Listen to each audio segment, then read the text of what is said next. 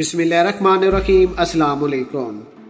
پیارے دوستو، Tayyip Erdogan اور جو بائیڈن کی ایک ملاقات ہوئی ہے جس میں طیب اردگان نے کہا ہے کہ ہمارے طیارے F-16 ہمارے حوالے کریں یا پھر آپ ہمیں ہمارے پیسے ہی واپس کر دیں، کیونکہ امریکہ نے ترکی سے پیسے لیے تھے۔ ترکی بار بار امریکہ سے کہہ رہا تھا کہ ہمیں F-16 طیارے چاہیے، جس پر امریکہ کے کہنے پر لاکھوں ڈالر امریکہ کو ادا کیے گئے، لیکن ابھی تک امریکہ کی طرف سے F-16 طیارے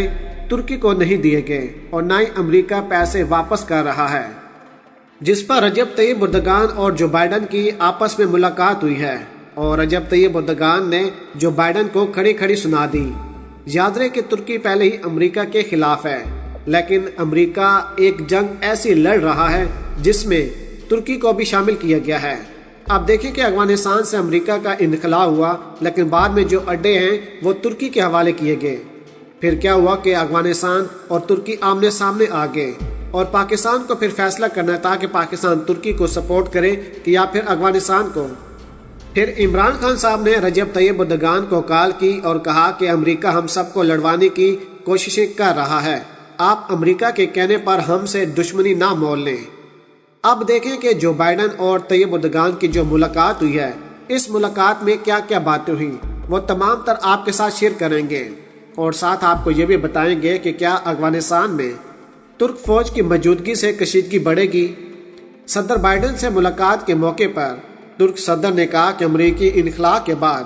افغانستان میں استحکام لانے والا واحد ملک قابل اعتماد ملک ترکی ہے، لیکن امریکہ جان بوجھ کر ہم کو آپس میں لڑوانے کی کوششیں کر رہا ہے۔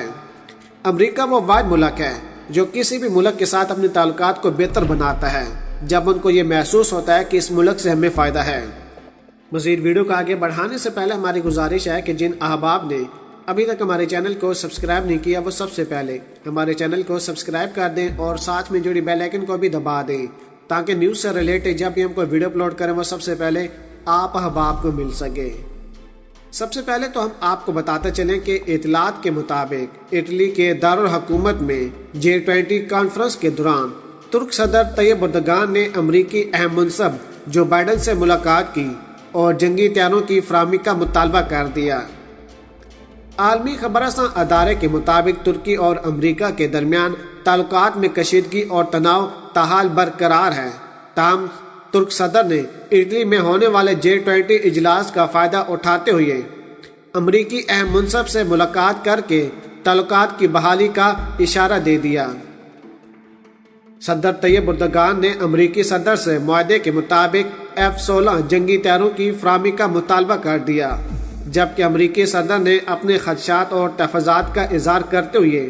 روس سے S-400 دفاعی نظام کی خریداری روکنے کا اپنا مطالبہ دہرایا۔ امریکہ بار بار کہہ رہا ہے کہ آپ روس سے S-400 جو دفاعی نظام خرید رہے ہیں آپ اس کو روک دیں، اگر آپ اس کو نہیں روکتے تو آپ کو F-16 طیارے کبھی بھی نہیں ملیں گے۔ اب دیکھیں کہ ترکی کسی بھی ملک کے ساتھ جو بھی سرمایہ کاری کرتا ہے، انویسٹمنٹ کرتا ہے، اس پر امریکہ کو کوئی بھی مسئلہ نہ ہو۔ امریکہ کی خطے میں ہمیشہ یہی کوشش رہی ہے، جس بھی ملک کے ساتھ امریکہ تعلقات کو بہتر بناتا ہے، ان کے ساتھ انویسٹمنٹ کرتا ہے، ان کے سامنے کچھ شرائط رکھتا ہے کہ آپ نے جو بھی اسلحہ بارود لینا ہے ہم سے لیں، اگر آپ کسی اور سے لیں گے تو ہم آپ پر پابندیاں لگائیں گے۔ سب سے بڑی مثال آپ کے سامنے بھارت کی ہے۔ بھارت پھنس کر رہ گیا ہے، روس سے کوئی بھی جنگی ساز و سامان نہیں خرید سکتا کیونکہ امریکہ ان پر مزید پابندیاں عائد کر رہا ہے۔ اصل میں امریکہ نے اپنی ایک بدمعاشی خطے میں بنائی ہوئی ہے اور اس بدمعاشی کے تحت امریکہ تمام تر ممالک کا ایک سردار بنا ہوا ہے، لیکن چین نے اب امریکہ کو پیچھے چھوڑ دیا۔ چین تمام تر ممالک کے ساتھ سرمایہ کاری کر رہا ہے، انویسٹمنٹ کر رہا ہے، جنگی ساز و سامان دے رہا ہے، اور ساتھ ہی ساتھ سب سے بڑی بات کہ ان تمام تر ممالک کو فری ہینڈ دیا ہے کہ آپ کسی بھی ملک کے ساتھ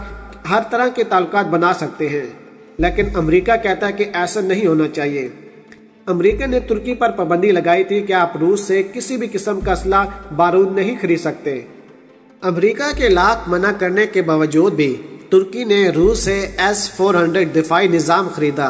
اب امریکہ کہتا ہے کہ ہم نے آپ کو منع کیا لیکن آپ نے ہماری بات نہیں مانی، ہم نہ آپ کو F-16 طیارے دیں گے اور نہ ہی آپ نے جو ہمیں پیسے دیے نہ ہی ہم ان کو واپس کریں گے۔ اب امریکہ خطے کا بدمعاش ملک ہے اور ترکی اس کے سامنے خاموش ہے۔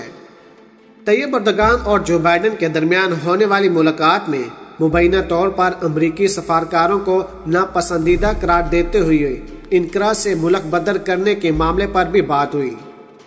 خیال ہے کہ ترک صدر طیب اردگان نے امریکی سفیر سمیت کئی دیگر مغربی سفارتکاروں کو ناپسندیدہ شخصیات قرار دیتے ہوئے ملک چھوڑنے کو کہا تھا، لیکن بعد میں ترک صدر نے فیصلہ واپس لے لیا تھا۔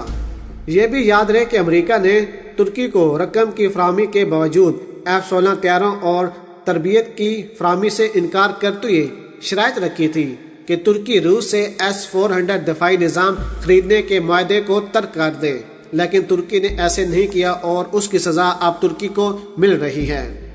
دوسری طرف ہم آپ کو بتاتے چلیں کہ افغانستان کے معاملے پر بھی ترکی اور امریکہ آمنے سامنے ہیں۔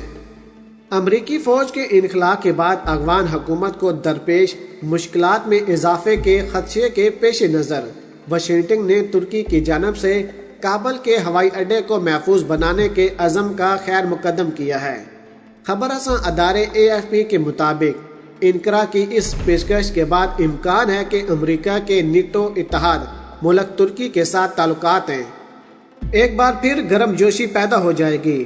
جو صدر جو بائیڈن کے پیش رو ٹرمپ انتظامیہ کے دور میں سرمہری کا شکار ہو گئے تھے۔